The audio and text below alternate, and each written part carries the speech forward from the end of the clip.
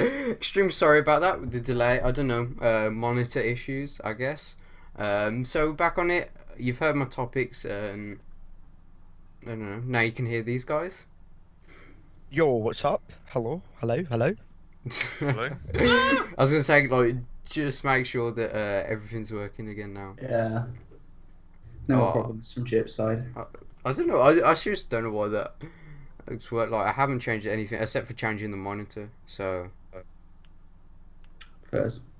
I'll take the blame. I'll take the blame. Don't worry, guys. Hashtag blame Jip. For everything.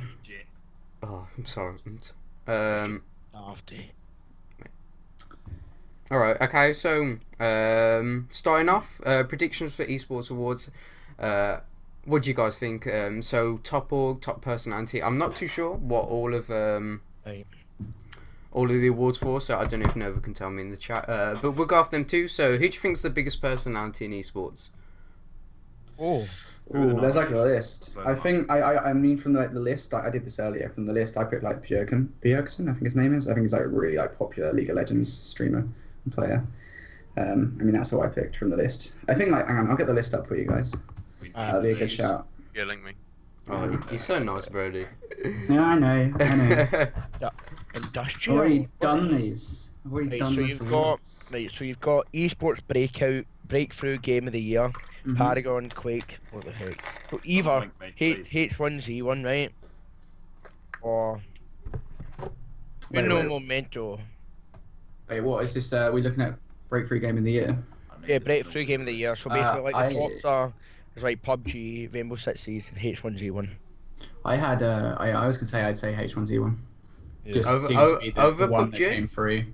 Yeah, I mean, I'm not gonna lie, I haven't seen that many esports teams in PUBG compared to H1Z1 at the very Oh least. yeah, true. It seems like that seems to be the general trend towards picking up new teams is H1Z1.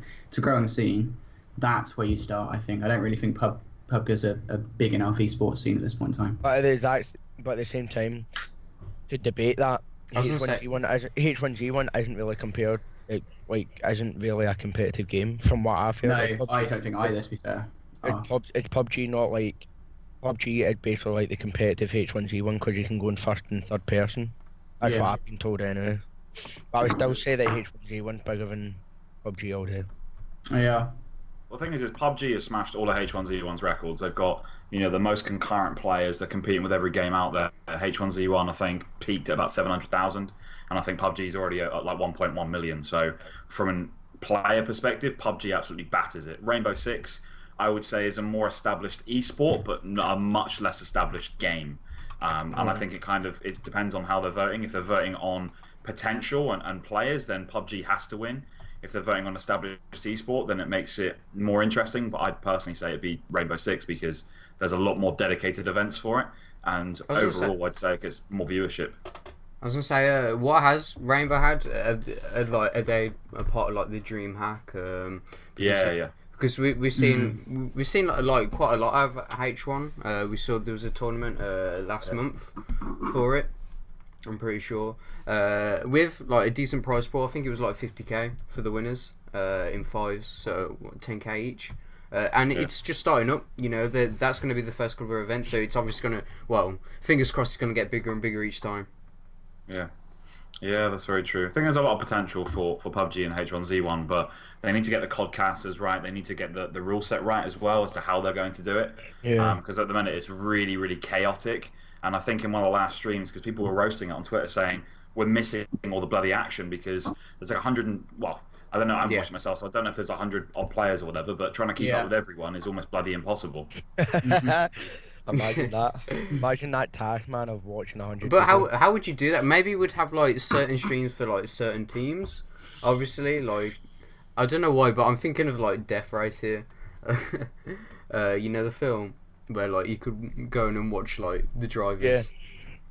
I know what I mean. Yeah, I don't know how it would work. I see like breakthrough game of the year would probably be PUBG or H1. I wouldn't. Yeah. I think Rainbow Six Siege is good, right? But at the exact same time, I don't think Rainbow Six Siege, this time being right now, is big. But at the same time, Rainbow Six Siege was big like 5-6 months ago, so they might Well, I'm sure it's based on all-round year performance, and H1Z1 and PUBG. Well, PUBG hasn't been about that long. I don't think, has it? How long has PUBG been out for? I don't know. I think it's been out for some time in an early access, but I don't think it's actually been like out into the mainstream for that long. So I don't know, and I don't think growing it from casual to competitive. I don't really see there being much of a line there, to be honest. If I'm honest, I don't really see myself watching it competitively. I don't think it can be watched competitively. I think you can say that about a lot of games. For me, I don't know. So what as a podcast here, what are we deciding on? That like we think should be the winner for it for top growing game in esports. Hit us with these stats again. What were you saying? So PUBG, they peaked at concurrent players at about 1.1 million, which absolutely destroys H1Z1 because only about 700k. Rainbow Six is nowhere near that. Yeah. Paragon as well. I don't think and no other game really on that list is near it. So if we're talking about a growing game, then PUBG would have to be the winner. That would be. But if we're talking about a growing esport, then you've got to say that H1Z1 is slightly more advanced on that front.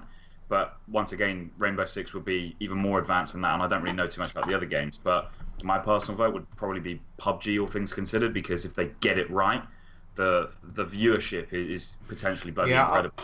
Yeah, just because like the casual community for them is so high that like it brings a lot of players towards it that can go into the competitive scene. Yeah. What about the next one? What we got next up? What's the next award thing? Is it what player of the year? Is that what it is?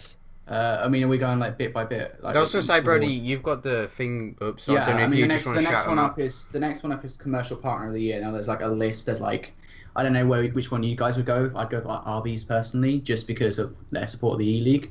But like, I mean, it's like Arby's, Intel, Asus, Gillette, Scuff, Monster, HP, Logitech, Astro, SteelSeries, G Fuel, and Corsair. Which is it's a really hard award to call, to be honest, because it's one of those things where it's just like you have to have watched every single league, every single tournament, every single sort of. We should probably rule out game. all the COD ones, to be fair. Yeah, right. Exactly. I wouldn't put Scuff or Astro there. I'd fairly would man hand down the winner. No, I would G Fuel. I wouldn't. I'd get rid of G Fuel. Yeah, G Fuel as well. right. Wait, G Fuel in there?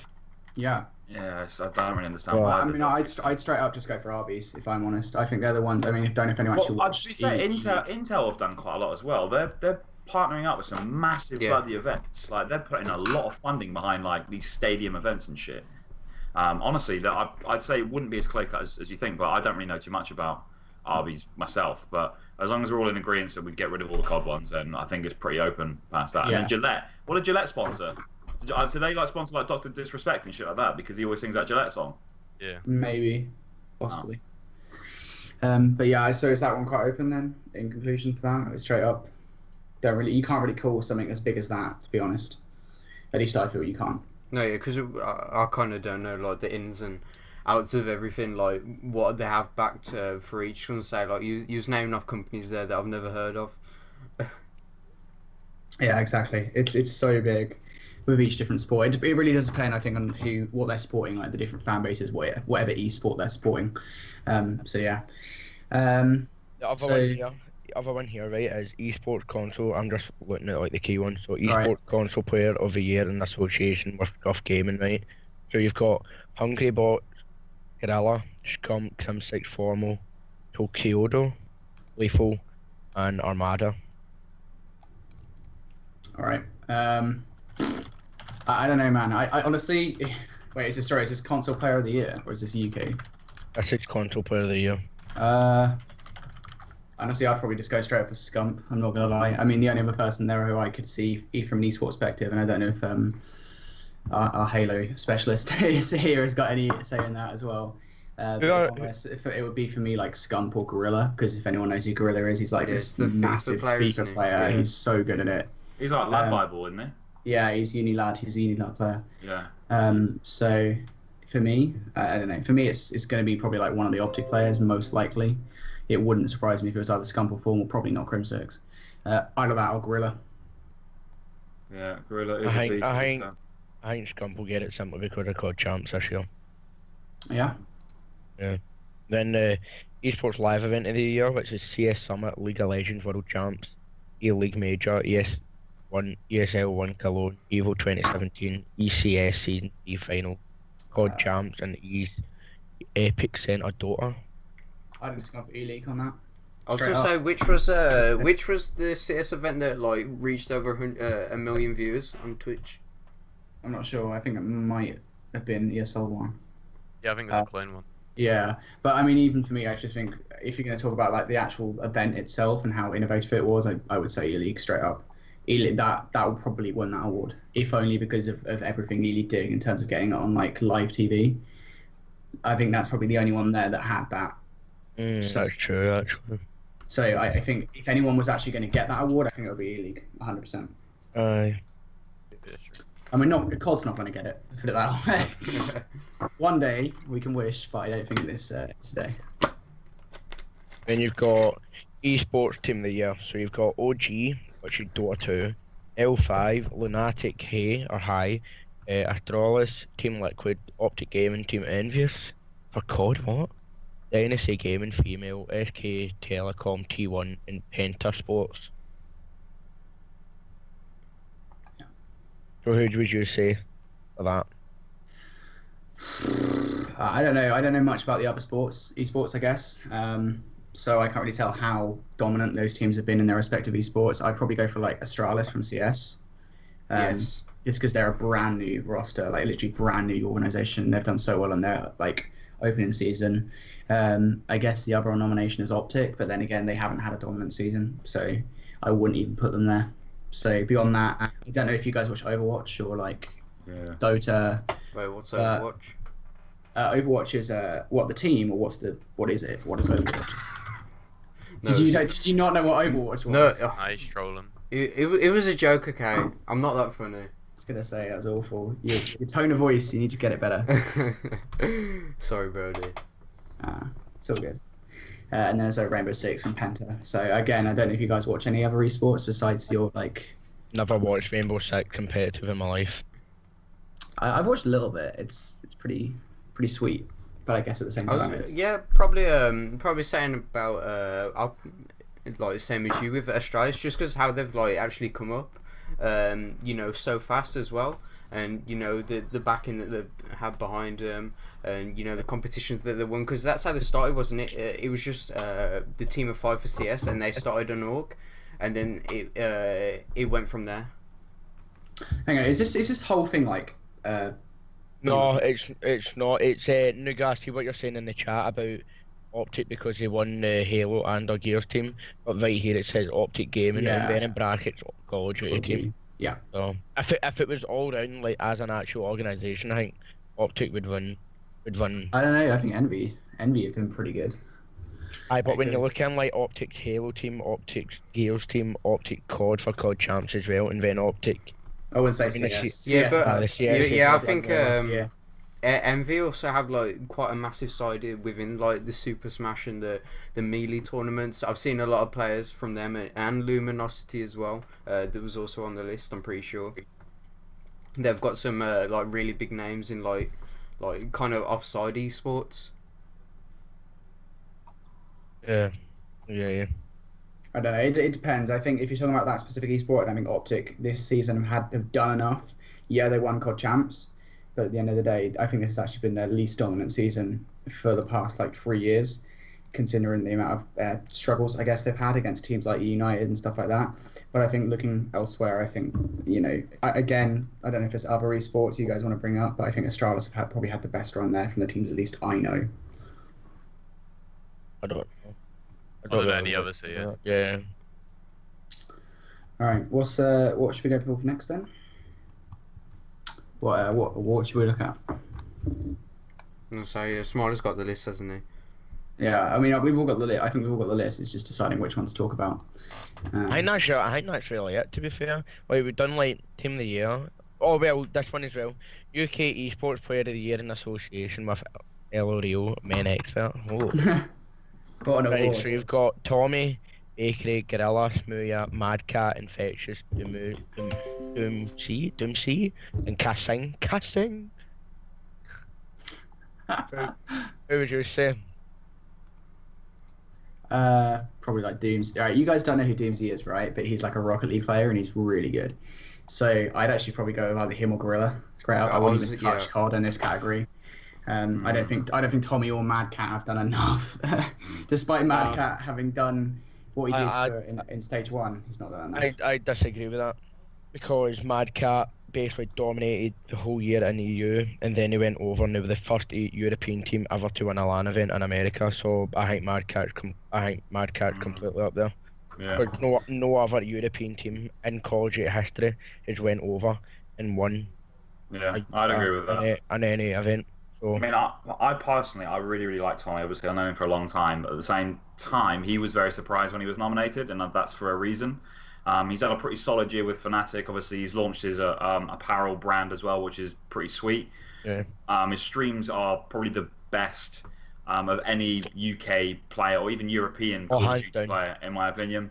He's the only player which really builds his brand, and I got a lot of respect and time for him. But I would personally say that Mad Cat, from a Call of Duty perspective, would deserve it more because of the achievement. But at the same time, Gorilla is an animal. Like, he is dominant. He is mainstream. If you go around and you say, most people know him as Epsilon Gorilla. You say, look, Epsilon Gorilla, what do you think? I mean, you've got big FIFA YouTubers constantly like blowing smoke up his ass. As I said, the attention is genuinely there. So I think he's probably one of the first to cross over from gaming in FIFA to just being known as a person. So I mean, getting signed by Unilad as well, that kind of shows you something else, right? For a brand like that to venture into esports, I think he's probably done quite a lot. So I personally say Gorilla, Mad Cat second, and Tommy third. I don't know the rest of the guys, so I'm probably be a little bit biased there, but yeah. I think Tommy, like again, I'll echo you. I love Tom, and he's a great guy, and he has built his brand and stuff like that, which nobody else really in the EU scene has done that.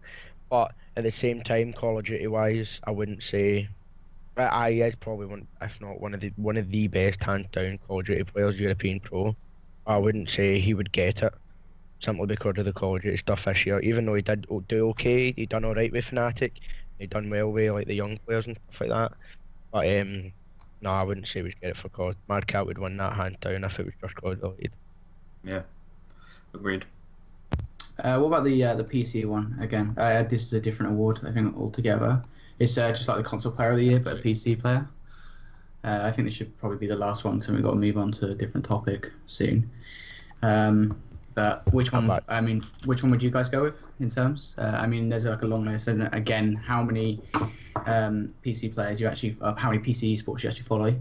But there's Faker, Miracle, TY, Zeus, Bjergsen, Coldzera, Device, Shrimpy, Kuruki, and Neeb. Again, I don't know how many of those you actually follow. Never heard of any of them. I think you touched on one earlier, didn't you, Brody? Bjergsen would be. Yeah. I think as a player, I wouldn't pick him. I'd pick him as a personality. I wouldn't pick him as a player. I'd probably pick Device out of that list. He's an Astralis player, so. Yeah. And 100%, he's made a massive noise in the CS scene. So that's the one I'd go for. And again, I don't think any of you watch PC esports, so it's a bit of a wasted category. But yeah. Kind of going off the actual nominate. If say the topic who do you think is the best personality in esports? Who do you think don't not a part of the nominations, but in general, who do you think yourself? Depends whether you count retired players as esports personalities. I'd straight up go with Nadeshot or someone like that. That would be it. But then would you count Nadeshot as an esports personality now? Nadeshot? Yeah. If you were just to grab a player, doesn't even not on that list. That's what Chip's asking. Anyone you can think of. Nadeshot's done alright with his 100 Thieves closing line, which he blew up, but at the same time, I wouldn't consider him in the category for his anything today with anything else, because he's not really. I don't think he's done a lot this year. I know he's coming back. I'm pretty sure he's coming back for World War II, but at the same time, I'm not too sure if I would put him up there because he's not blown up if that makes sense, in Yeah. regard to the gaming side this year. To be honest, I don't really understand why Karma's on there. Karma. I feel like Karma's on the shortlist for personality of the year, right? I don't understand why, if I'm honest. I don't see what he's done. I mean, yeah, but I mean, personality of the year. Yeah, but I mean, if you're looking at personality of the year, he isn't. He's good within his esport, but you think about how big Call of Duty is, and you think about he's just not. He's not one of the biggest personalities. At least I think he's actually probably the most tame on Optic as well. I think he's simply nominated on that because he got 3 rings this year. Yeah. And also, like, a lot of the time when he streams, he doesn't just stream like COD. He streams like the other day I seen him when he was on PUBG and he got 5 kills in 10 seconds. Yeah. But I don't know. Like anything about that. I'm not too sure. I don't know. I don't know, Spenny. You want to like try and get over on the Halo side, and who do you think is like probably the best player in Halo right now, and who do you think has probably got the best personality over there? Or for the personality? Yeah. Probably Lethal. He's probably like he doesn't stream anymore. When he did, he was just sort of like everyone just trolled him and shit. He was just really like a good personality. So like like he'll go with it and that. Yeah. So like Nade shot of the COD community. It's like he was definitely the biggest streamer. I don't know why he stopped. Alright then, I don't know if we want to head over to the next topic. So, yeah, I just gotta load up.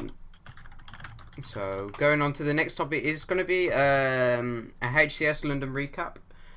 So, I don't know, this probably your time to swine, Spenny. Yeah, definitely not mine. Go on, Spenny. I was gonna yeah, Karen. I was gonna say I watched a little bit. You know, it was good to see.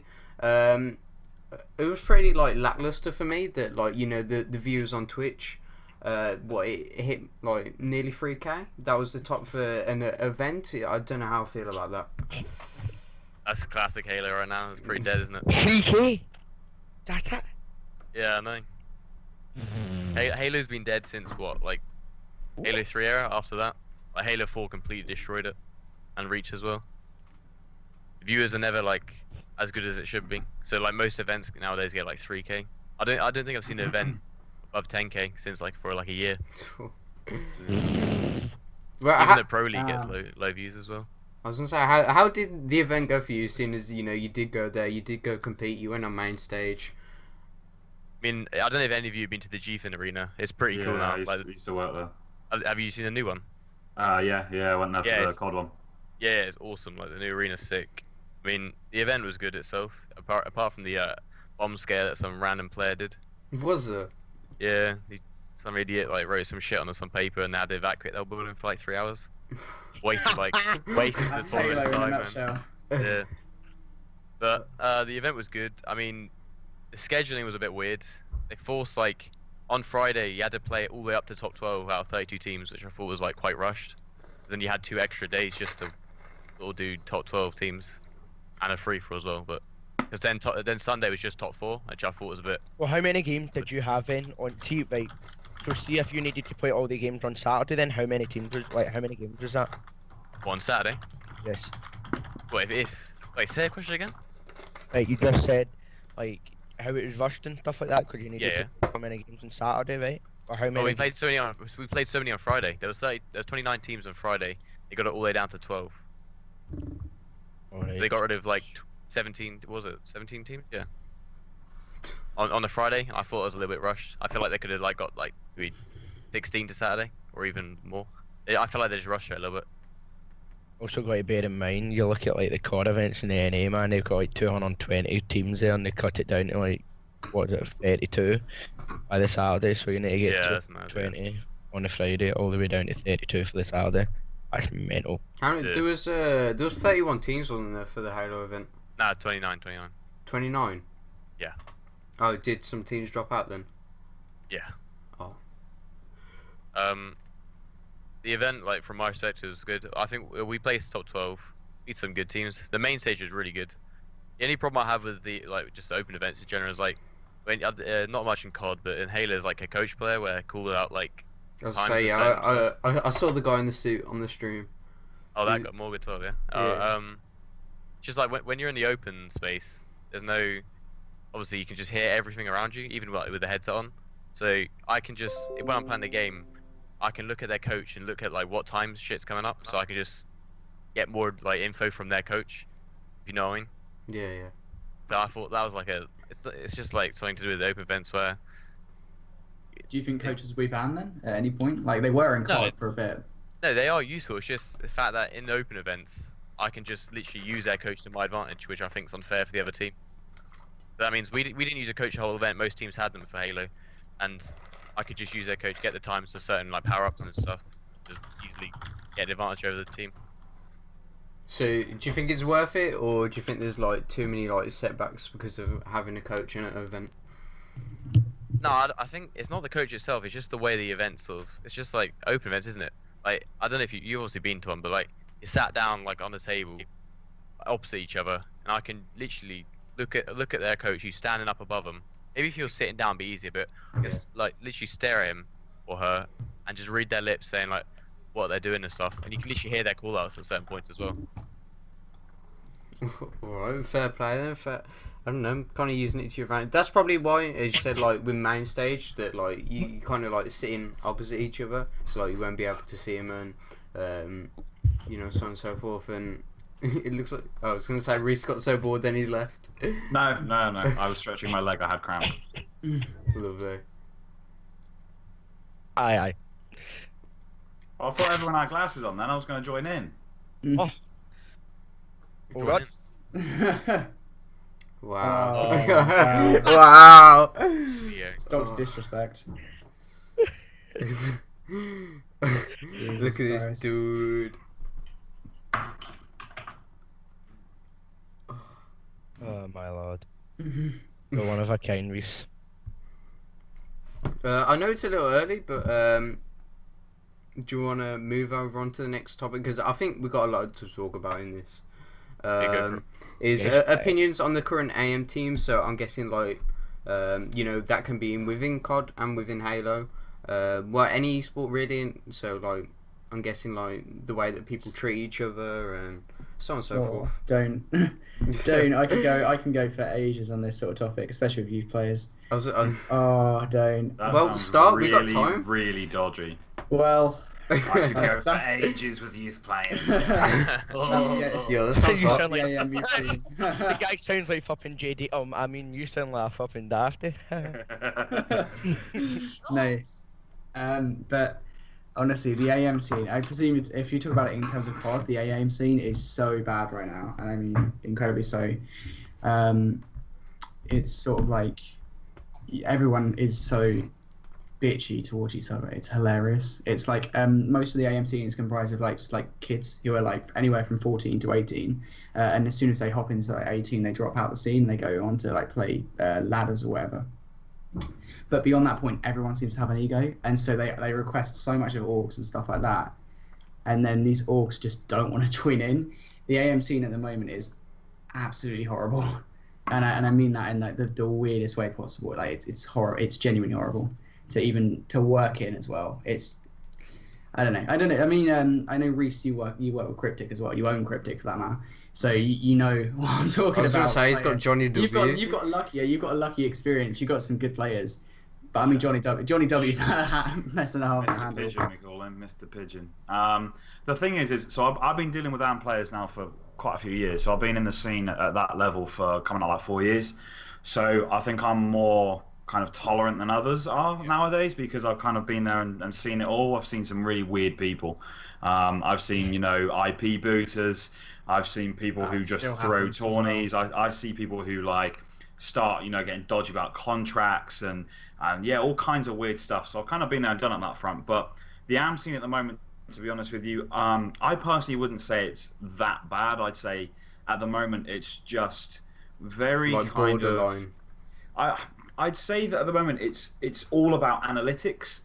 We're now moving into a different kind of, I don't want to use the word generation because it makes me sound old as hell, but it's a different, you know, mindset when it comes to amateur Call of Duty, because nowadays, I mean, I would personally say that Team Descend started it because they started putting a lot more emphasis on like analytics and stuff like that, and people copied it. But in my opinion, it's quite poisonous. And I think you're seeing more people tweeting out videos roasting each other and being disrespectful to people who you don't really need to do that. I mean, I'm probably not the best person at that sometimes, but I will at least do it in person. Whereas other people will sit behind the keyboards and just be really nasty to each other, which that's what I don't like about the AM scene, and that's why I kind of switch off from it.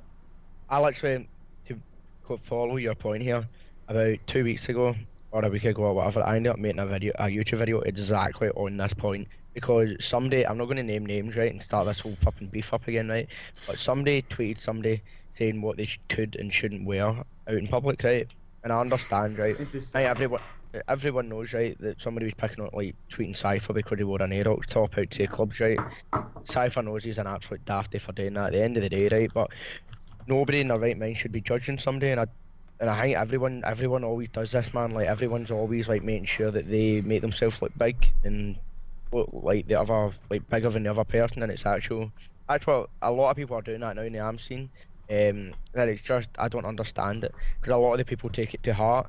Like, some people take it to heart and some people know it's banter, but there's some people that don't know it's banter and take it to heart and get really upset over it. And that's where, like, in the AM scene, I think that you need to kind of build a barrier and a wall now to protect yourself, because there's so many people that are just, people are out to get you in the AM scene. And I know that for, like, because I'm in it, and a lot of people are out for everyone. A lot of people just want to say crap things to other people just to put them down and make themselves look big, and it's embarrassing and cringy. And it's happened for like I've only 18 for like the last year, but since I've been in, it was happening like day one. I was saying it all the time, and it's still happening last week. So the thing is Twitter beef and stuff like that will always exist, where people are just disrespectful for the sake of doing it. What I think is important, though, is that doesn't cross over. You see that most, say for example, in the 18 plus COD scene, so there usually be quite a lot of beef going back and forth with whoever, but at events things just get put, under the bridge. I think one example of that, so myself and Revolt, we've never liked each other at all. We've always been dicks to each other on Twitter, and we met in person. It was just very, very chill. And it was like, look, sorry for being a dick. That's it. And then you move on. You kind of shake hands. You go your separate ways. Whereas I think the AM scene doesn't have that, because it's just full of 15-year-old boys who are going through a bit of a tough time in their life. They're angry at the world. They're starting to see hair in new places, and they just start lashing out at others. I don't know. Which, do you know what I mean? Like, that's the problem, because they can't go to events and just talk to each other like grown adults. Nowadays it's just kind of hiding behind an AVI and seeing where it goes. But I think that applies to all of the communities as well, to be fair. It's just the analytics stuff has got to stop. The need for this juice has got to stop, and ultimately just stop being a dick to people is the rule. You're going to argue with people, definitely, but as long as you're not making it personal. Like, as I said, I've seen certain stuff with certain people get very personal and very, very nasty very quickly. The VD and Fubsy. Yeah, but that did get very nasty. But I mean, I've known Reedy for a long time. He's a nice guy, but he just gets very angry very quickly. But yeah, the stuff that he was tweeting was also a little bit dodgy. It's mainly just Twitter muscles. The sooner people realise that it can come back and bite you in the ass, the quicker this stuff will sort itself out. Because at the moment, 15-year-olds are sat there flexing their bloody Twitter guns, and then nothing's being done about it. Oh, it's not like there's younger than 15-year-olds, like. Oh yeah. Yeah. The way that, like, I've seen people like trying to compete at like the age of 12 and that, like, what?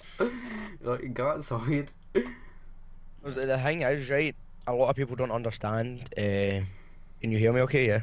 Yeah. Alright, okay. I thought my mic disconnected. A lot of people don't understand as well is there's so many, not friendship circles, right, but a lot of people don't understand that, see, if you're not nice to people, then you're never going to get anywhere. And there's so many people that think that it's acceptable to go out and fucking roast people and talk trash to them, but a lot of them don't understand that you might meet them on the way up. And that's what I always say, I was like, you need to be nice on the way up, because you don't know who you're going to meet on the way back down, because you might not make it up because of the stuff that you've said to people, and you never know, like you said, stuff can come around and fucking bite you right in the butt cheeks all the time, man. And that's what happens. If you're not nice to people, then you might have blown your chance to get somewhere. But the thing is, it's not just players as well. I remember something happening a few months ago. So, like your point is like players being dick to other players. You may actually need their help in the future, or vice versa. But I've also seen a lot of people being dicks to orgs as well. If you look at players that are just so disrespectful on, so for example, if you look, I don't know if Radiant's been through it itself, but let's say Radiant, if you've got a player tweeting out stuff like, oh, this podcast sucks or blah blah blah, like, and just roasting the org, I don't know if anyone has, but ultimately, I've seen like quite a few stuff. But like in a month's time or whatever, in 3 months' time or 6 months, when new events come around, they're gonna be sat there and being shit, like, we need funding ASAP, like, let's reach out to some orgs. Yeah.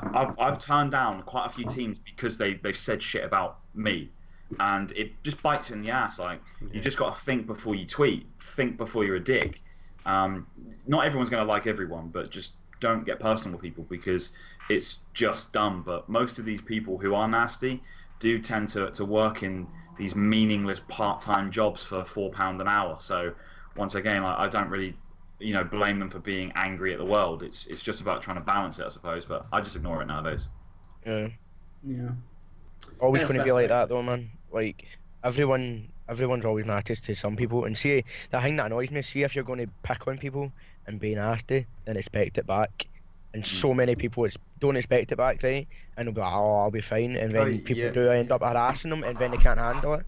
So like, sorry. I was gonna say, like, and then people like kind of wonder why they can't find teams or they can't find organisations.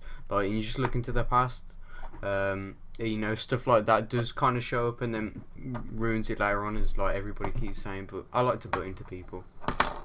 Yeah, I think it's very easy to alienate yourself as a player. It's very, very easy to find yourself in a position where you don't have any players to team with, any orgs to go under. And also, to be fair, I don't think players realise, especially in the youth scene, how much they have to pay to get into tournaments throughout the year. Like, you have to think, you go through EG, Dom, and Val, right? You're essentially paying 60 quid every... And if you've got that hobby... But yeah, fair enough. But you're, as a 15-year-old or thereabouts, you're not going to have that money spare. You don't, generally speaking, you don't have that money spare. So for me, anyway, I think it's just stupid that players just go up against orgs and then they I guess, I want to say fuck them over a lot of the time. I don't think they realise how important orgs are to them at that stage, at the very least. I was say, Spenny, what was the community like when you was competing in CoD? It's the same. It's always been toxic, hasn't it? Like. It's just full of little kids just thinking they're bigger than they are. Is it Smiler's changed a bit. I was gonna say, is it like the same in the Halo as well? Do you think like Simba across all amateur communities it's always the same? And how do you think like they can change it? Oh, Halo's a lot different. Halo's like so small that everyone just knows everyone. So if there is beef, it's sort of like a rarity nowadays. Yeah. Whereas with the CoD one, I go on my Twitter, I see like a tweet every day, just roasting someone else. It's just like, what's the point? I don't know about CS:GO or any other communities. CS isn't as bad, to be honest with you, because of the UK CS. They do monitor it quite nicely. Even at events, if there's beef, then it gets kind of handled very, very quickly. The AM scene, to be honest with you, they tend to stick to each other very, very nicely. It's only when someone starts being a dick that everyone turns against them. One example was a guy called Yo. So he was like just a player at like AM level. Yeah, it was a 0, it wasn't an O. No. So Yo, he's a nice guy. I personally love him, but at events he would scream at people like very nasty and personal things, and then everyone just went, actually, screw you, like you're an absolute muppet. And then they uploaded some footage of him being a bit of a muppet. It went to UKCS, and he's essentially just been banned from all competitions.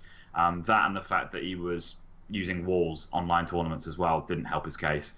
But they tend to be really, really hot on that stuff, and I think we probably need to follow their example on that front. It's bullshit. I mean, but imagine the amount of players that we banned under those circumstances. Jeez, we wouldn't have a CoD scene left.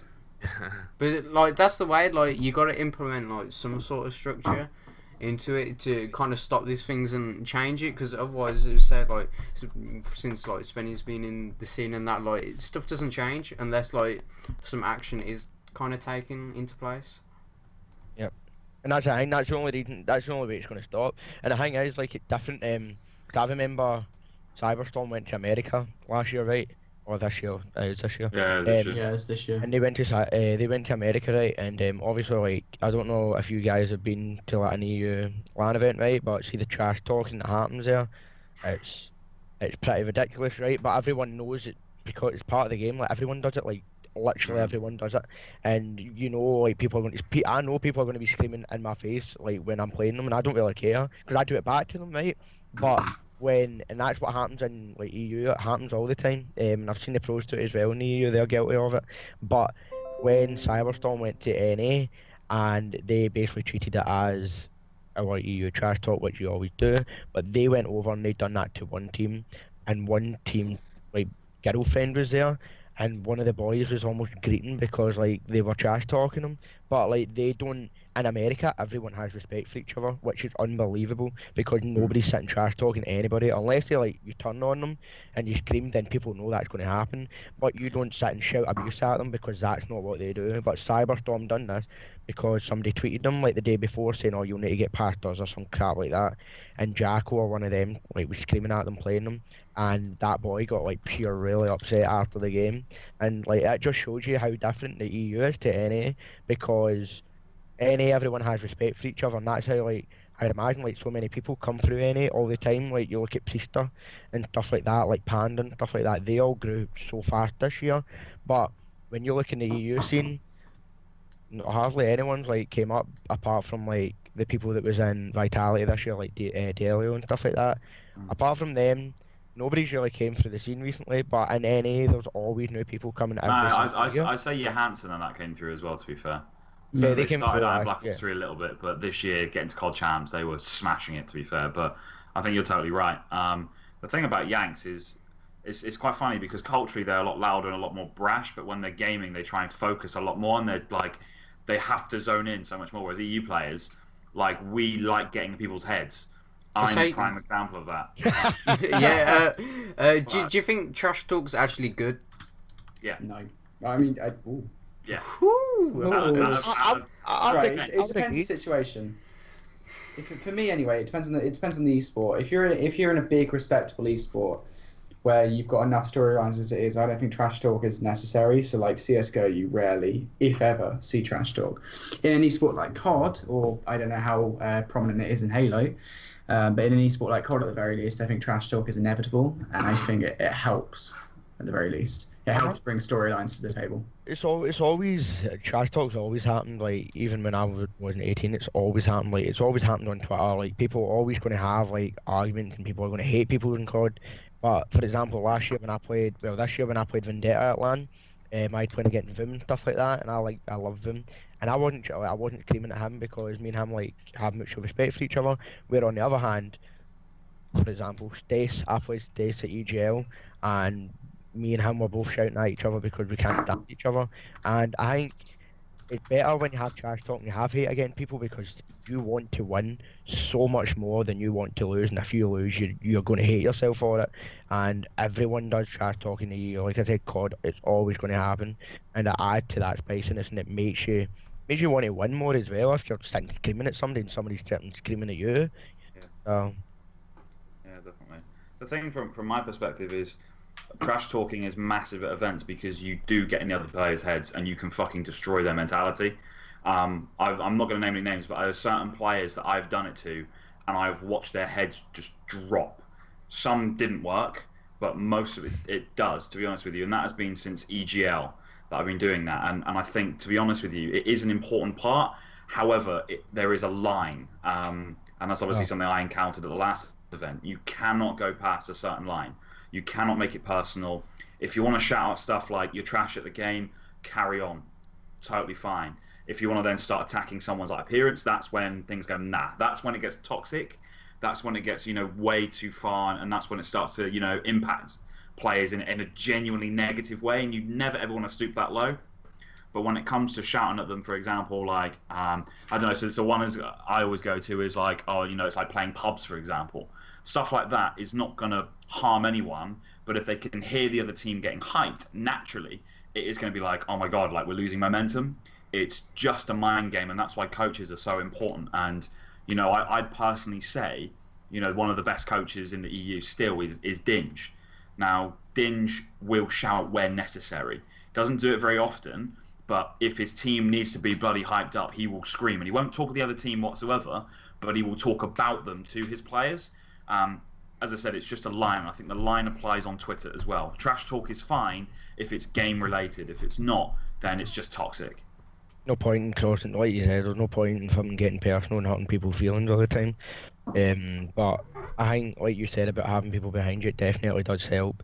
When I was at EGL, we had about 5 people from Aerox behind us, and it does give you that extra boost, and it does give you. You don't want to let the people down that are standing behind you, because if you do, you feel worse, and you want to make sure that you play better, because if you do, you're impressing them basically.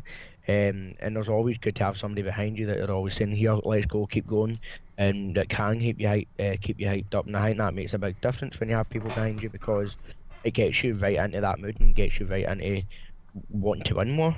So, agreed. That's that. What's the next shebang? I was gonna say next is like, you know, the viewers asking questions. You know, go for a little Q&A session. So guys in the chat, if you you know, if you want to ask any questions, if it's about CoD, if it's about Halo, or if it's like personal things, like I don't know, like if just any questions, you know, if they're not like really awkward, ask away. Oh, what's up, bro? D? It's been a long night. I went to sleep at like 5 a.m. this morning. So. What were you doing that night? Well, being a data engineer.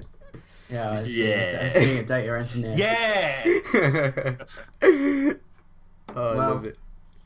I tend not to be cocky, but. Tips on growing an esport org. Oh well, I'm pretty sure Reese can answer this one. Yeah. To be honest with you, so I'm not someone who is probably the best place to answer this, because I'm still growing mine and I've been distracted so many times. So my advice would be, don't get distracted. With myself, I was trying to do, you know, run tournaments. I was trying to pursue a casting career. I was trying to do, you know, my own branding and this, that, and the other, as well as managing a team as well, which was, I think it was 2 teams back in the day. It was Tempo and Fleek, way back in the community. And it kind of led to the org suffering, because I wasn't using those things to grow. As in grow the organization. I was using it to grow myself, which, you know, is quite a human thing to do, but that was probably the mistake that I made. And then on top of that, you know, just going through lots of moving and going through 3rd year of uni and this, that, and the other was quite hard, because you then just get distracted. So if you're growing to grow an org, you just have to stay focused. And that sounds like really cringy advice, but it's true. The orgs that fail are the orgs that do get distracted or go inactive for a period of time. There are orgs all around the European AM scene right now who have been inactive for like 6 months and then decide to come back. Mine was exactly the same. That's exactly what I did. And now I'm in a period of rebuilding it from scratch. So, yeah, that's probably the easiest thing. Apart from that, it's all about being respectful to everyone that you meet. So, for example, the under-18 scene at the moment within CoD, there are some players who back in the day, like 3 years ago, messaged me and was like, I want to join. I'm like, bro, you got like 5 followers. You're no one. And then they go on to actually be very, very good. And that applies to commentators, content creators, you know, media guys, so people who do the videography, the photography, whatever. It's just all about being respectful for everyone that you meet along the way, because you never know who's going to pop back up and help you. So yeah, it's all about consistency, not getting distracted, and being respectful. And I think, you know, Nova would probably agree with that as well. And I think Arnold would as well, because I know Arnold's in the chat. But yeah. I said, like I said, like always be nice to the people that you meet on the way up, because you don't know who you'll meet on the way down. I think that echoes. I was gonna say, do you think like the players that you have under your org can like kind of change that as well, kind of make it worse or for the better for you, really, depending on who you pick up? Yeah, definitely. I've had some very toxic people in my org over the past 3.5 years. Some have been amazing, some not so much, believe it or not. So Scraps was actually the worst for this. He was one of the most toxic people in the whole community, and he'll tell you that. He was someone who used to boot people offline quite regularly, who used to trash talk, who used to be disrespectful to league hosters. He was really, really bad at one point. And he was very damaging. And I got to a point where I was like, mate, like, I'm getting fed up of this. Like, I will get rid of you. And he was making Cryptic look so bad. There was a whole uproar on Twitter for ages. And as I said, this was in AW days, so you guys probably won't know or remember. But that was a time where I was like, mate, I'm going to get rid of you. Thankfully, I bloody didn't. Thankfully, he's grown up since then. But yeah, they can be seriously damaging. You've just got to manage it in the right way, especially as you start getting to that more professional level. Because if you don't, so when Tempo were acquired by Rampage, for example, the regulations on those guys were incredible. The stuff in the contracts was madness. So yeah, it is a tricky one, but you've got to try and find that balance. And there's been a good question in the chat from Armin. I think he runs Dom. Yeah, he does. That for me is a really, really tricky one. But that's, you know, something which I've also been through. It's about trying to find that balance, and I think org owners have to work with league hosters a lot closer to stop that kind of bullshit going down. And if players refuse to change, then I think orgs also have to come together and say, look, we're not picking up this player or this team, because, you know, if people do stand united, then it's a lot easier to do stuff. But at the moment, orgs will snake each other. If one player is being a dick and you drop them, then another straight up and reports. I think the issue is, I think with that question that Armin asked, specifically in terms of that,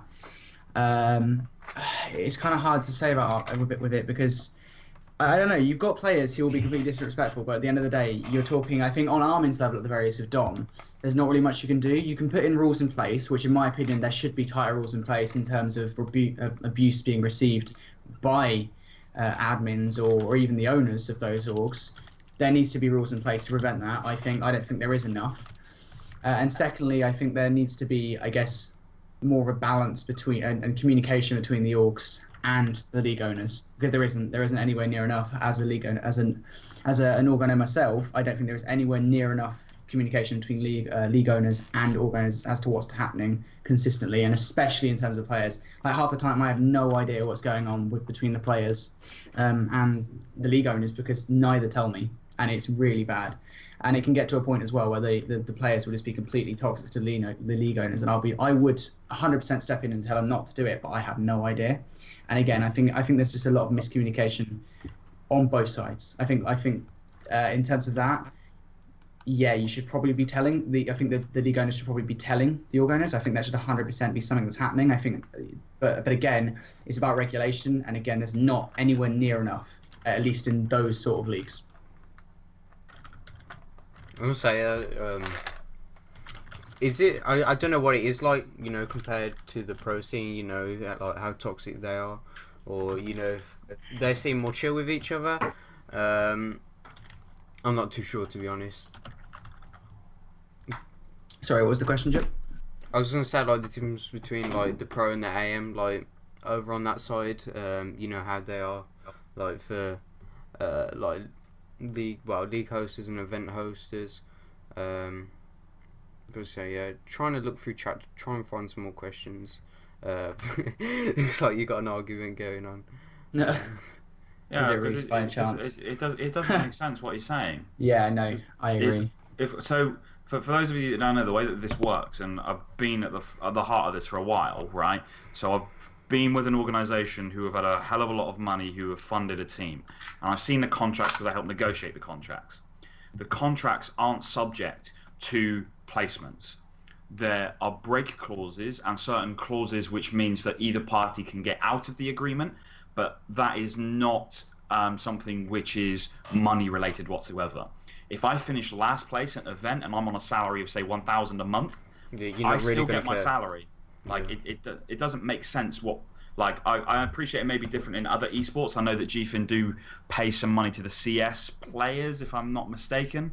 But once again, that's not the game funding them. That would be the publishers funding the event organizer, then funding the players. So it's all about subsidies.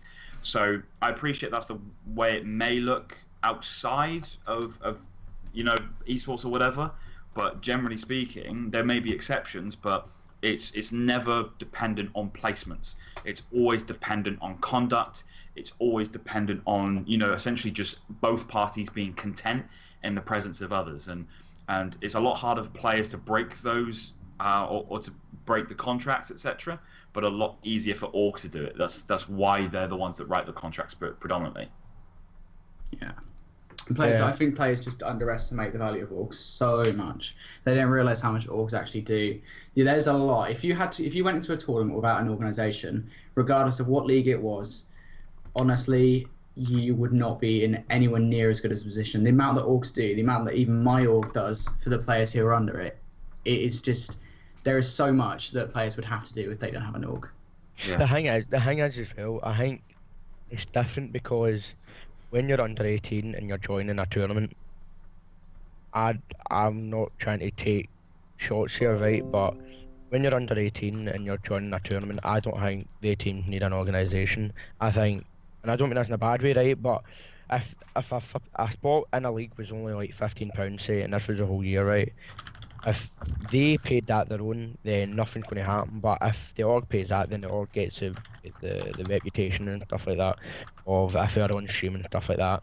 However, it's completely different if you're going to be 18 plus, because I know, like myself and like other few players that are like under orgs and have been under orgs for a while, we are really lucky because we have orgs that are there and like support us and stuff like that. And I'm like lucky to be under a org, so I've been with them for like 7 months. And like for example, like Pat with Bulldog and stuff like that. I think there's different because the under 18 scene is completely different from the 18 plus scene because of the respect that people have for each other with orgs and stuff like that. Because I know the 18 plus players have a lot of respect for the orgs, but a lot of the under 18 players don't really give a crap about orgs. They're just there for the money. Where a lot of the 18 plus players actually care about their org. I know I'm not going to say anything, but I know people that have had big offers from another org and they've been in, say like a Bulldog or an Aerox or something like that, and they've declined it because of the loyalty and respect that they have for that organisation they've been under. So it's completely different, and also 18 plus. It's a lot of money to go to LAN events and stuff like that. I know from Scotland to, say for the I-60, for example, if I was to pay my own hotel, my ticket, my travel, I'm looking at about £350, £400 just for me, just to get to the event and play. So it's different when there's that type of money, and then it's different when it's like £4 or something like that to a league entry. So that's what I'm just trying to say. The thing is I think both guys need each other. And when it comes to the AM scene, there's a lot more that goes on than just giving players, entry fees to leagues. So one of the biggest things, for example, is all about branding. Now, I'm not just talking about giving a Twitter head or something like that, but a good AM org will build a player's brand and make him or her into someone that's known, someone that's liked, and someone that can entertain. I mean, if you look, for example, at some of the biggest names around, most of the time they've come from organizations. Nadeshot, for example, right? He came from Optic. Optic built Nadeshot, in my opinion, right? And then Nadeshot went on to build his own brand and really use that as a foundation. And that's what orgs are there to do, is give you the foundation. So when it comes to branding, it's all about how to conduct yourself, all about, the type of content that you should be putting out, all about the way that you just kind of hold yourself, in and around events, for example. They are the guys that will help you negotiate commercial partnerships, right? They will be the guys that provide you with, whatever you need. I mean, I've bought players bloody Call of Duties in the past on day releases because they haven't had enough money. When it comes to, providing like Astra headsets or whatever, right? There are so many things an AM org should do. Now, it's important that we don't get confused between a good AM org and a bad AM org. Most orgs, or most AM orgs are bad, admittedly. But it's also important that, you recognize the good ones when they're in front of you, because they will take things into consideration, like building the brand, like helping you with commercial negotiations, like providing you with more than just funding. It's just about having that support from a general basis. Are you lagging? Yeah, it's right, you're not the only one who's saying it. Lagging. Yeah. Yeah. That was You're better now. Yeah. Oh, thank goodness. Yes. I was going ham there. No, we can still hear you. Oh, that's fine then. But yeah, that was the end of my point. Screw you guys. I love you. I was not, well, being in an org is definitely a two-way system. Like you get and then you also give. Yeah, that's what I mean. Like that's the thing. Like for example, like with me and me with Aerox, like I expect Aerox to help me, but I also expect myself to help Aerox back in return. Like when they send me to an event, for example, I would you got to do well. One, do well. Two, represent them well. A lot of people are under organisations and think they can turn around and tweet out crap constantly on Twitter, which I think's utterly bizarre. Because if you're under like a good AMOG or a big AMOG, and they turn around, not wee bro, and they turn around and like start like ripping other orgs or ripping other players, that's going to reflect back on the organisation. So the organisations expect you to have a good name for yourself, and if you're good for them, then it will reflect on them, and they'll get good feedback to the organisation, if that makes sense. So I concur. What's it like in the Halo scene then for organisations? Do you think they're more useful, or do you think like they're not that needed? Because I saw in the event the splicing memes, they went a decent length, without having an org. Yeah, well, I mean, you could argue they had like an easy bracket, but orgs aren't, since there's hardly any players in the Halo scene. Orgs aren't really as prominent as in CoD. I feel like in CoD there's like loads of orgs, especially AMORGs I've never heard of. Then like in the Halo scene, the main ones are like Confused.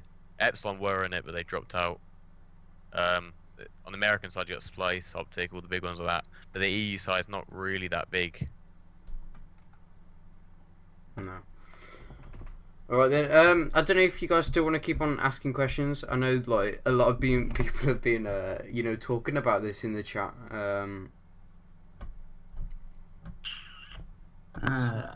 I'm going to need to head, by the way, because I need to go and get my dogs out and walk them. I've been shouted at for about 25 minutes by my mum and my wee brother. Lovely. Punch in the face. You're like, I'm on a podcast. Yeah, I was like, I've already said to my mum. My mum's like, you need to go out now. And I was come on, at least show the chow chow. One more time. Yeah. Why have you not? You need to name it Simba. Look at it. Oh, what a beast.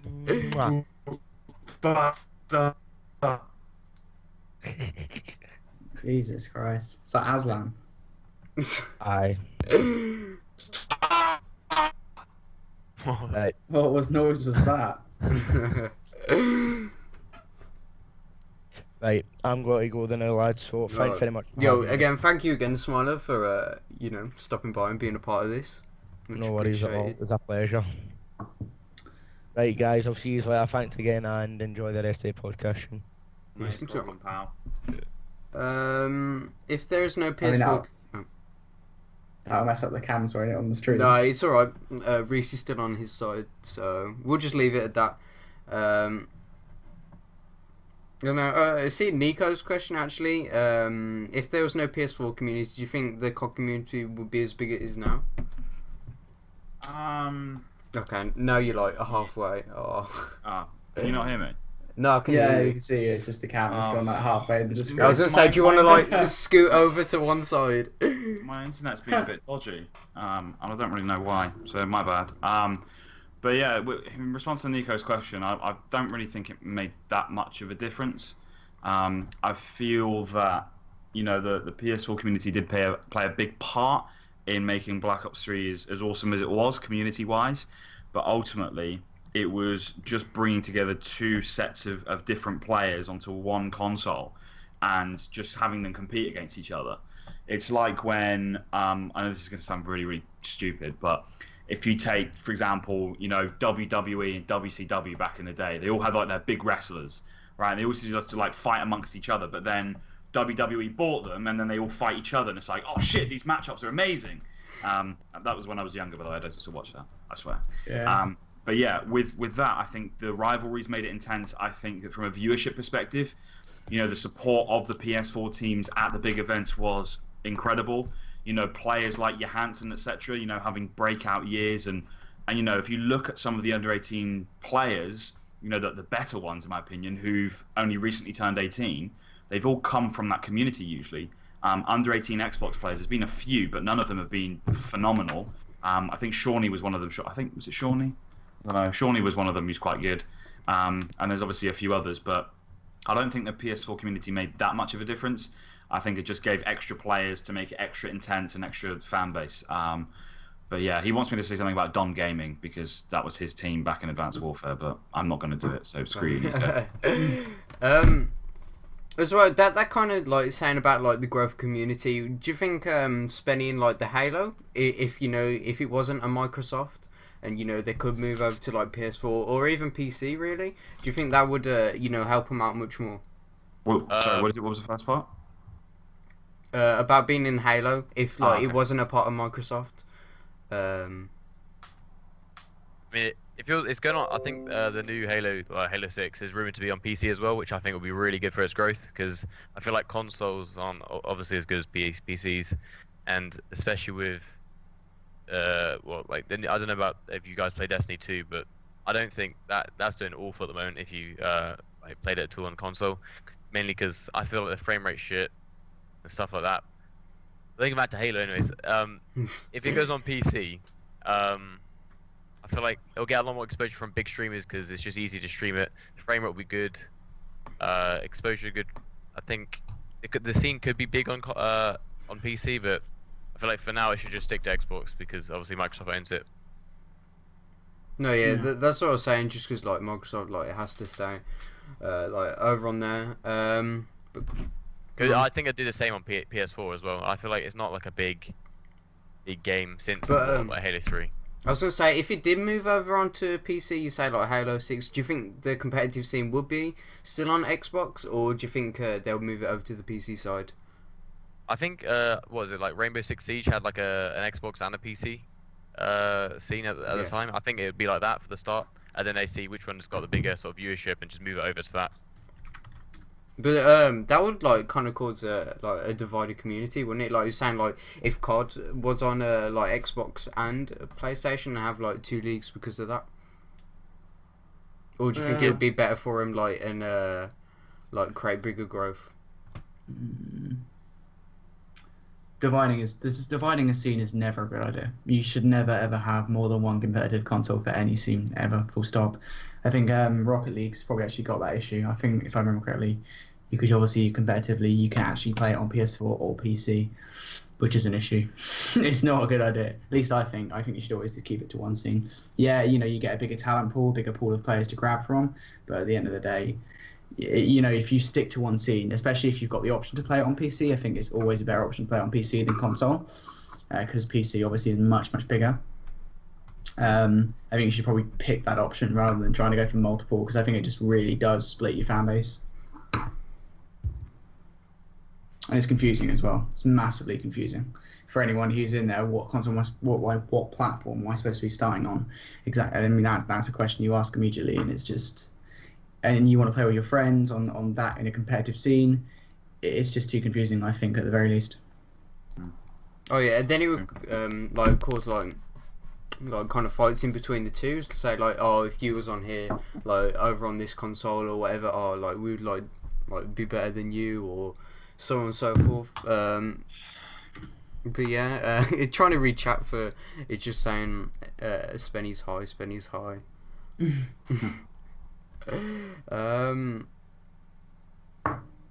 It's literally all that at the moment. I can't find any questions going up. There was a question from Davey. So Davey said pros and cons of having a big stream team as an org owner. But I want to ask you guys that as well. Like, from an outside perspective, do you think it's good for an org to have lots of streamers, or do you think it's better to have minimal streamers that orgs put lots of time into? Well, I was going to say that's kind of like Radiant. There's what? There's two of us. in the stream team, me and Lifestyle, and I think that works well for us. You know, it's quiet, then we get like quite a lot of exposure because there's only two of us, so like there isn't like five, 6 people streaming at one time. Do you know what I mean? Like we share in between, we host each other, so on and so forth. It makes it nice, and like we can work together really. I know we don't play together because he's on PC, like I'm mainly on console. But we get along, and then like that kind of makes it more difficult having like a massive stream team. It's harder. And then like people like kind of group up together, so like you have like all the big ones stuck together in the stream team, and then like all the little ones like are still off on the side on their own. Like it would be like exactly the same if there wasn't in an organisation.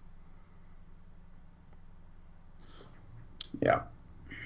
Anyone else? Any thoughts? Not really, no. Not really. I would personally answer. So there are 3 different strategies you can have as an org, right? You can go down the Aerox route, you can go down the Radiant route, or you can go down probably at the moment my route, but that's not by choice. So the Aerox route is getting everyone you possibly can as a streamer. Get the dogs as streamers, cats, everyone as streamers, just everyone just in the stream team. Radiant approach is getting a few streamers in, putting a lot of time into them, and then putting it out there. And my one is streamers, for me, not massively important at the moment for what we're trying to do. So I personally think what Aerox do is quite smart, in the sense that if you go to an event, there are so many people from Aerox there. The support there is unreal. Yeah. Because essentially they are giving support, but also by definition receiving lots of it as well, because they have so many streamers.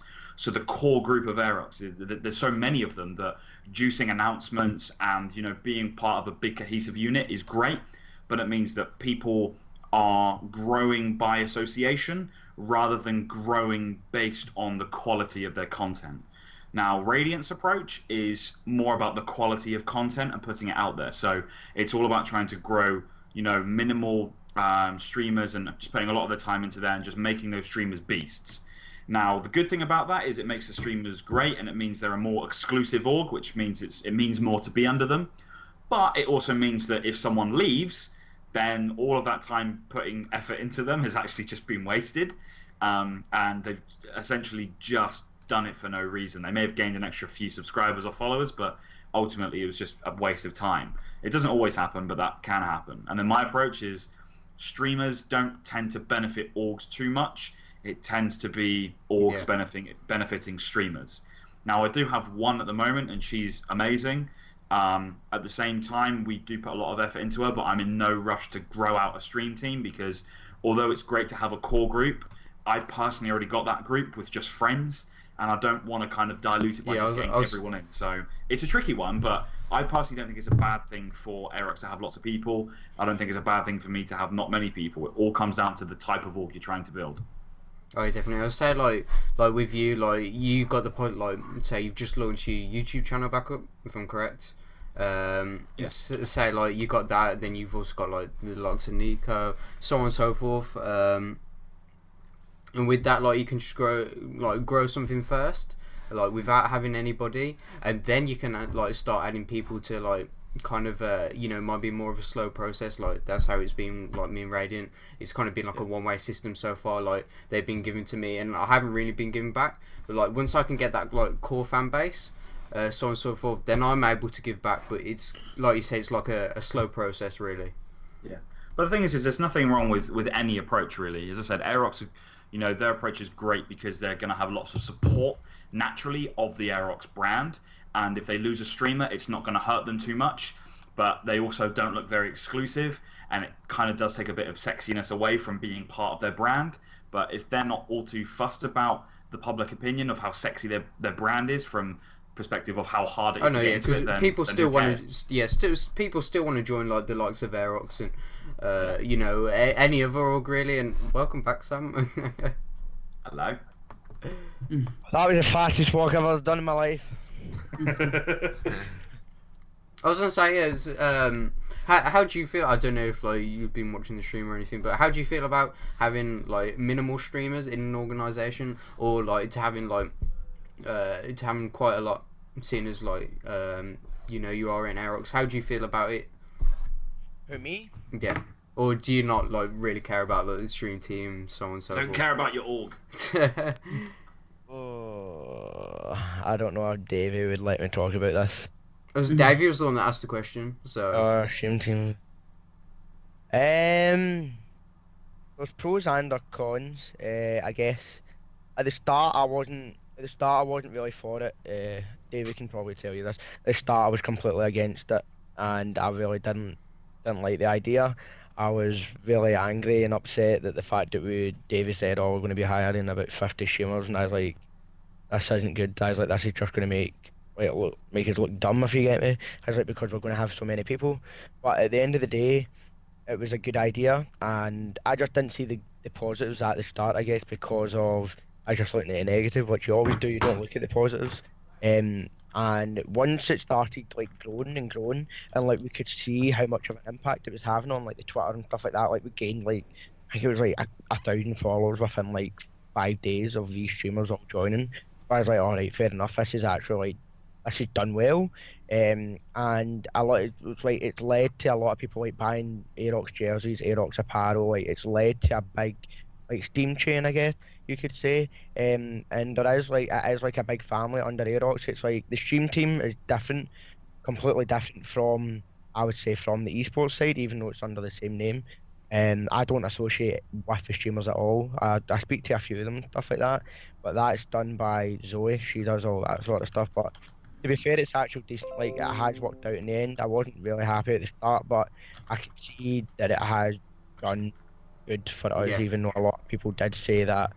A lot of people like I was getting DMs like every day saying, "Oh, you're like an orphanage." That's what people were saying. And I was like, "Oh my fucking lord!" I was like to Dave, I was like, "Look, this is what this is. Like, you shouldn't have done it." And then Davey was like, "I'll just hold out. A good thing will come of it." And sure enough, like Davey showed me, like a lot of people were buying the apparel and like jersey. I think one day we had 8 people get a jersey delivered to them. What just shows you how much like of an impact and like the CoD team benefit off it, because we're the ones that end up getting the funding the LAN event. So I'm all for the stream team now. I think it's a great idea. The Aerox hub has really blown up and it's good. Yeah, agreed. Was that like Brody? How do you feel about that? Like, having a stream team, since you know you are like kind of on the up and come up. Like, do you think it's kind of worth it, or do you think? Yeah, like... 100%. I think I definitely agree. Exactly, with Smiler right there.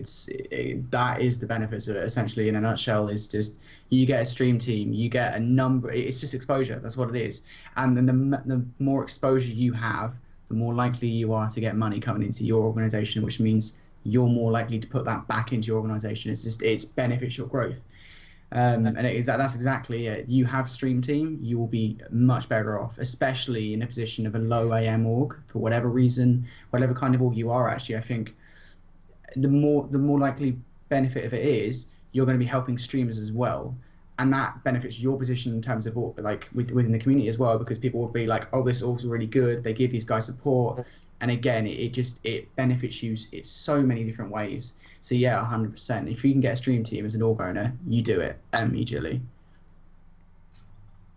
All right then. I feel like that's gonna be it. Nova's telling me to kind of say goodbye. And again, thank you everybody. We saw Smiler come back then for the last few minutes. But again, like reoccurrence from Brody and Reese, and then Spenning. Thank you again for like putting in like your Halo input. Minimal input, yeah. Okay.